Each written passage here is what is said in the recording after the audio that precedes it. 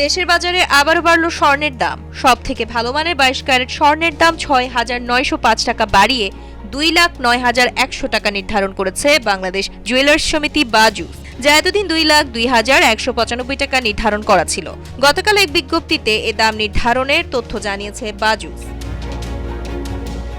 বিজ্ঞপ্তিতে বলা হয়, স্থানীয় বাজারে তেজাবি সোনার মূল্য কমেছে, ফলে সার্বিক পরিস্থিতি বিবেচনায় সোনার নতুন দাম নির্ধারণ করা হয়েছে।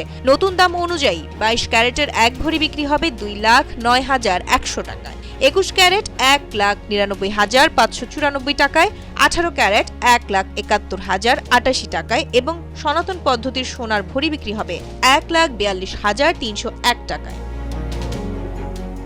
এর আগে 22 ক্যারেটের 1 ভরি সোনার দাম ২,০২,১৯৫ টাকা, ২১ ক্যারেট ১,৯৩,০০৪ টাকা, ১৮ ক্যারেট ১,৬৫,৪৩০ টাকা আর সনাতন পদ্ধতির সোনার দাম নির্ধারণ করা হয়েছে ১,৩৭,৪৭২ টাকা।